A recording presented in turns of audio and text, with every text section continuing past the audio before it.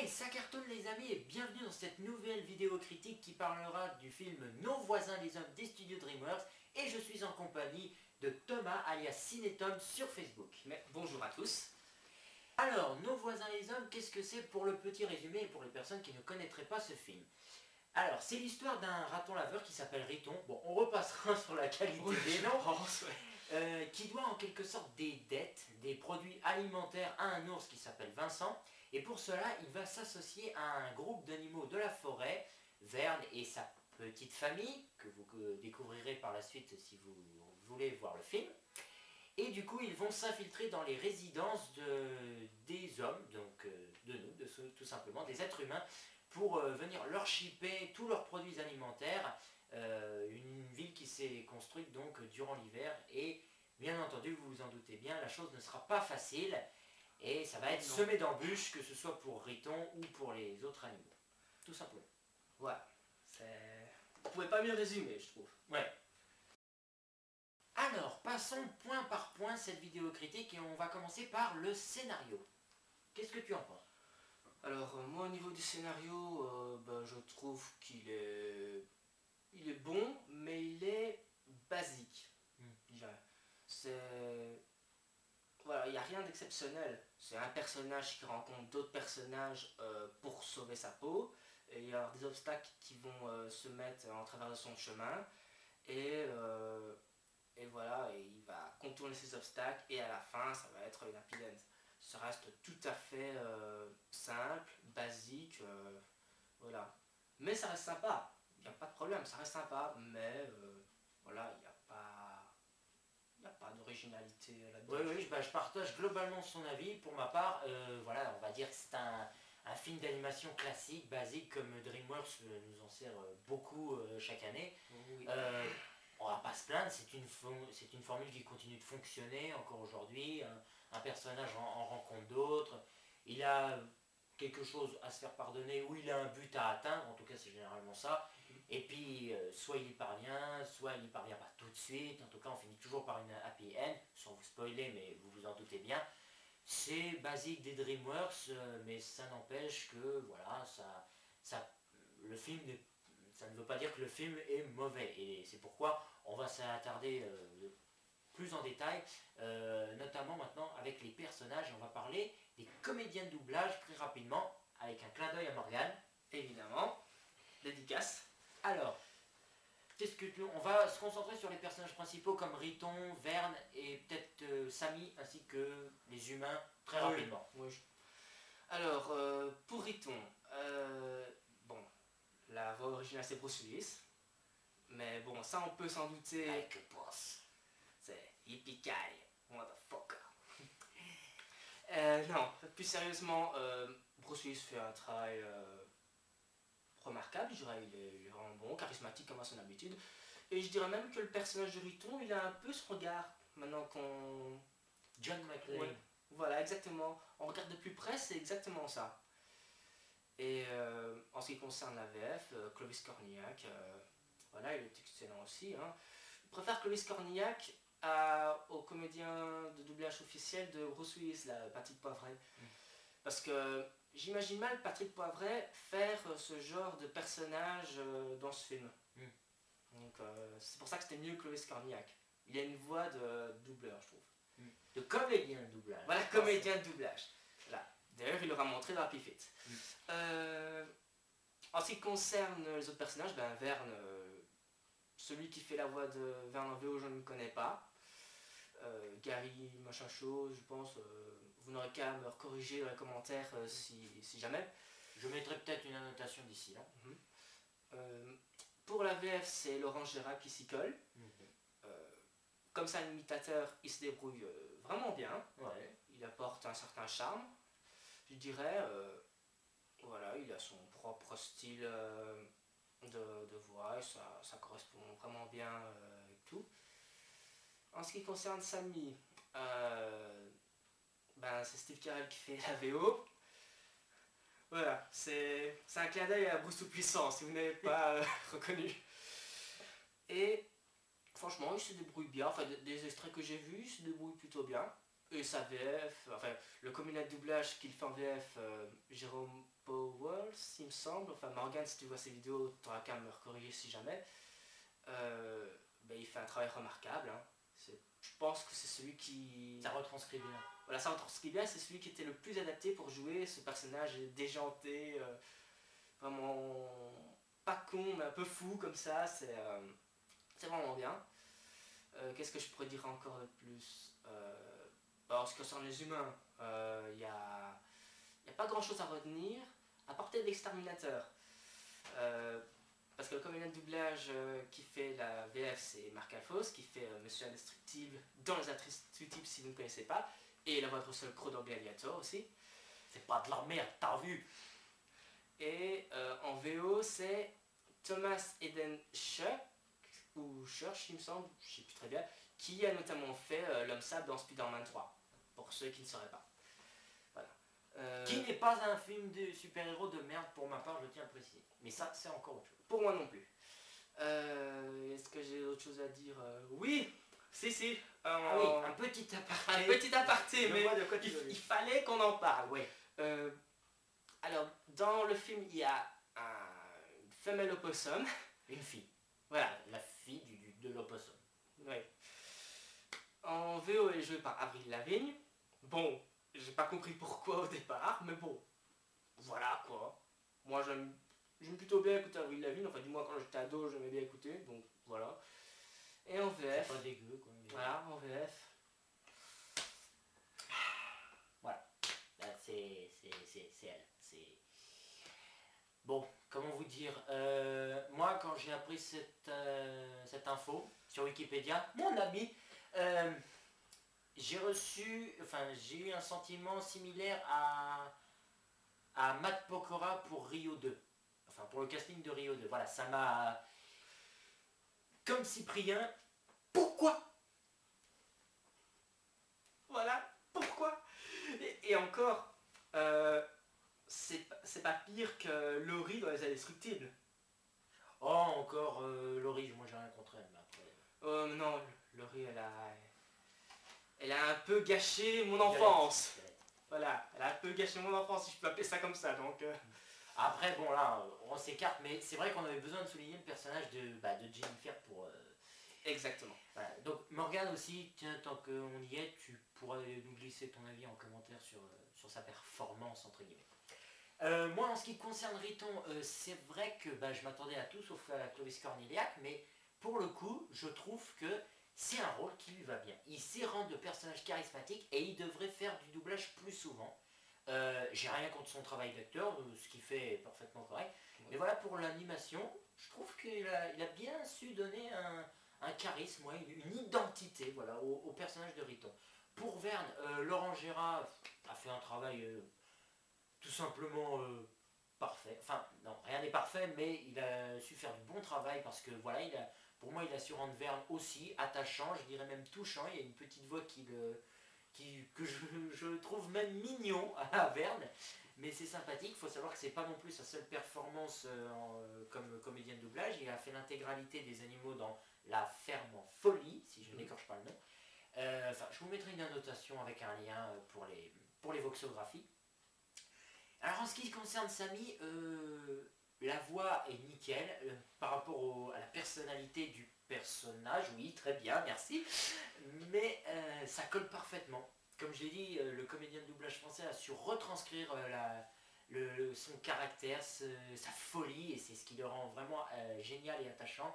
Après, bon, personnellement, il y a des moments où je trouve que le personnage en fait un peu de trop. Bon, à mon avis, l'équipe a dû quand même se lâcher pour ce personnage, mais ça le rend pas désagréable. Il en fait pas justement de trop, sinon il serait genre à intervenir à chaque réplique d'autres personnages, mais donc voilà, là c'est pas le cas, donc c'est correct. Le personnage est sympa, donc encore une fois. Et pour ce qui est des humains, bon, moi personnellement j'ai rien à dire, si ce n'est que tu sens en fait le regard, la vision des humains par le regard des animaux, et c'est ça aussi qui rend le film attachant, quoi. Exactement. Et bien pensé. Il n'y a qu'à voir comment Riton analyse les humains qui font tout et n'importe quoi avec la nourriture. Oui, c'est vrai.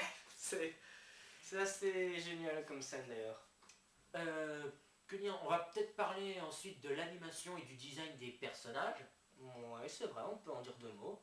Au niveau du design, c'est vraiment très bien, c'est bien réaliste. Au niveau du pelage, c'est vraiment bien travaillé. Voilà, au niveau des scènes, même des scènes au ralenti, il y a une scène avec Samy justement où les personnages sont stables et que Samy il va en marchant voilà, dans une À telle vitesse scène normale en fait. normale. C'est-à-dire que tous les personnages sont, comme qui dirait, bloqués dans le temps. Et Sammy, lui, avance naturellement. C'est une référence un peu à Matrix ou à la scène de Vif Argent pour X-Men The Days of Future Past. rien que ça. Voilà. Mais c'est génial comme scène. Franchement, rien que pour ça, je pense que vous pouvez aller voir, mais le film il est bon en Oui, en lui-même. soi, mais en tout cas, je pense que ce sera une des scènes les plus marquantes qui restera dans votre esprit, quoi. Ça, c'est sûr. Pour moi, je reviens sur la même chose. Globalement, on partage le même avis sur ce film. Le design graphique des personnages est super bien travaillé. On sent qu'ils ont passé énormément de temps. Contrairement à, je pense, Madagascar, où Oui. les personnages sont un peu plus plastiques, plus carrés. Ouais, Il y a moins de travail au l'animation est niveau du mauvaise. pelage, quoi. Enfin, non, pas mauvaise en soi, mais Ben, moins travaillé, je dirais. Parce que ouais. nos voisins les hommes, encore une fois, c'est vrai que comme le pelage, les façons de se déplacer des animaux, même le design de la forêt, C'est vrai. sympa. Par contre, une chose que je peux éventuellement reprocher, c'est que le design des maisons, et ça je voulais venir, c'est un petit peu les parties négatives pour moi du film, le design des maisons me fait un peu penser aux Sims. J'ai l'impression de voir un peu un travail personnellement de cinéma 4D où ils ont juste repris les maisons, la même, et qu'ils l'ont multipliée. Ah bon. Oui. Enfin, moi je ne sais pas, je ne joue pas aux Sims, j'ai jamais joué aux Sims, mais si tu me dis, c'est que ça doit être vrai. Donc... Non, enfin moi c'est une impression, je trouve qu'en fait les maisons sont super simplistes et ils ont simplement pris le design d'une maison et ils l'ont recopié à plusieurs reprises. Voilà, c'est un peu le truc que je me dis, ils se sont pas foulés là-dessus. Bon, mais ça après c'est mon avis, ça n'engage que moi. Et donc oui, une petite info, si vous regardez le film jusqu'au bout, c'est pour ça, je fais une petite parenthèse, restez jusqu'à la fin des génériques de nos jours, surtout pour des films d'animation. Attendez-vous à ce que vous ayez une scène post-générique, d'accord? Parce que durant le générique, en tout cas, vous avez les personnages qui sont en fait travaillés comme si on voyait l'évolution du travail du film, en fait. C'est-à-dire qu'à un moment, vous allez avoir les personnages sans texture, sans pelage, etc. Et puis d'un seul coup, hop, vous allez avoir un effet qui fait que, voilà, ça c'est le travail fini. Et c'est super bien fait, c'est super bien pensé. On sent que l'équipe a pris beaucoup de plaisir à travailler le design des personnages et leur animation. Franchement, je trouve que ça fait plaisir et ça montre le travail qu'il y a derrière, très sincèrement. Et donc, pour ce qui est du dénouement final, on va condenser un petit peu, hein, vous comprendrez, on va pas parler de tout le film, au risque de vous spoiler des passages. Ouais, ça c'est sûr. Alors, pour ma part, je trouve que ça sent le réchauffer. Hein, voilà, on a déjà vu ça dans plusieurs DreamWorks, dans plusieurs dessins animés, ça fait toujours en happy end, donc non, je ne vois pas vraiment quelque chose d'original là-dedans. Ça reste sympa, hein, c'est pas le problème. Ça reste sympa, mais voilà quoi, on le voit, on le sent à des kilomètres quoi. Oui, donc pareil pour moi, hein, le dénouement final, je peux pas vous le spoiler, mais il y a un passage en particulier, on va dire pour le cas de Riton, voilà, c'est très évasif, mais en ce qui concerne le cas de Riton, dans le dénouement final, je le trouve bâclé et un peu facile, ce qui amène justement, vous vous en doutez bien, comme Thomas vient de le dire, à la happy end. Donc voilà, il faut s'y attendre. Bon, c'est un DreamWorks, c'est adressé aux enfants encore une fois, c'est sûr, mais tu sens quand même qu'on fait du chemin par rapport à des films comme, je sais pas moi, Dragon, Voilà, ou même Shrek, même bon, d'accord, après il y a des épisodes qui ont mieux marché que d'autres, ça regarde ceux qui ont des avis qui divergent. On va pas en parler, voilà. Parce que sinon on a encore longtemps. C'est voilà, c'est un dénouement final basique, typique des films d'animation qui veulent une happy end, mais ça reste encore une fois sympa à regarder. Voilà. Et bien je pense on peut faire le bilan. Ouais, hein. Alors, en conclusion, ça reste un très bon film. Oui. Nos voisins les hommes vous plaira, que vous soyez seul, entre amis, en famille, avec votre copine, avec vos enfants. Enfin, voilà, vous allez adhérer à l'humour, en général, parce que ça dépend, il y a des fois où l'humour ne marche pas toujours. Deux, trois blagues, voilà. Quelques exceptions bien entendu. Voilà, il y a eu quelques touches d'humour qui ne m'ont pas plu, enfin du moins qui ne me plaisent plus, parce que je l'avais vu à l'époque de sa sortie, j'avais bien aimé. En le revoyant dernièrement, j'ai moins ri. Donc voilà, ça dépend vraiment de chacun. Moi, c'est un film d'animation, donc j'ai adhéré. Enfin, c'est quand même un DreamWorks, donc ils n'ont pas non plus négligé un tas de trucs. Ils ont su servir quand même de la qualité. Encore une fois, l'animation est correcte, le design des personnages est vraiment bien travaillé. Les décors, bon, je vous l'ai dit, en dehors des maisons qui pour moi font un peu Sims, c'est pas important, on va pas se concentrer là-dessus. Le scénario, ça passe, l'humour, bah voilà, c'est plaisant, il y a quelques exagérations, mais ça restera toujours divertissant et très agréable à regarder. J'en profite juste pour en faire une petite parenthèse au sujet d'un autre film sur lequel je reviendrai, qui est Opération Casse-Noisette. On le considère donc, comme je vous l'ai dit, comme une espèce de suite ou un remake mal fait ou une pâle copie de Nos voisins les hommes. Je réussirai à prouver que ça n'est pas vrai, ça n'a rien à voir, c'est très différent. Il y a beaucoup d'éléments qui marquent cette différence. Il y a des similitudes, je le reconnais, mais là-dessus j'y reviendrai plus en détail. On a évoqué le négatif, hein, je pense. Oui, il n'y a pas de oui. gros points négatifs à dire, donc voilà quoi. Ce qui est surtout en fait intéressant, et on va finir là-dessus, c'est surtout en fait la vision qu'on a de nous les hommes par rapport aux animaux. Voilà, c'est ça. L'analyse par exemple de Riton vis-à-vis de nous les hommes, avec notre relation avec la nourriture, est super intéressante et on s'y retrouve quoi, je veux dire. Ouais. C'est très très amusant. La boîte à camembert, le fait que les véhicules qui transportent la nourriture, avec un moment la piñata, si tu te souviens, il fait « Ah, par contre ça je ne sais pas ce que c'est ». Et il tape « Oh mais que je suis bête, c'est la nourriture !» Tu vois, toujours, ça pique toujours la nourriture. Le tapis de course, le vélo d'appartement, le livreur de pizza, enfin. Voilà, c'est ça. Enfin, cette vision est super amusante. Les relations entre les personnages, quand même, je dirais, évoluent à certains moments du film. Oui, c'est vrai. Puis bon, encore une fois, les comédiens de doublage, que ce soit pour la VO ou la VF, ont été super bien trouvés. On fait un en général. formidable. En général. Oui, l'exception de... Voilà. Mais voilà, en conclusion, Nos voisins les hommes, il faut le regarder si vous ne l'avez pas encore vu, et il faut le revoir si vous l'avez déjà vu. Absolument. Voilà, ça fait partie de ces films qui malheureusement ont été mis de côté, on va dire, depuis un moment, à la manière de Megamind, ou j'y repense, Turbo, oui, mais bon, ça c'est à vous de voir, on va pas tout mettre dans le même panier. Oh non.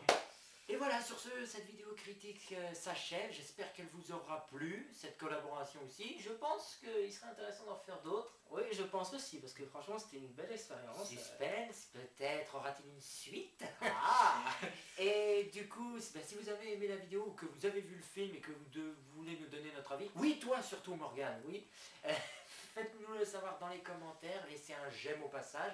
Abonnez-vous à ma chaîne si ce n'est pas encore fait, et si vous êtes cap. Et je vous invite, en tant qu'amoureux du cinéma également, à aller voir la page Facebook de Thomas alias Cinétom. Vous avez un lien qui apparaît normalement. Merci. Sinon vous retrouverez dans la description, c'est tout à fait normal. Et d'ici la prochaine vidéo, je vous dis portez-vous bien, bonne continuation, gardez l'esprit toon et bye.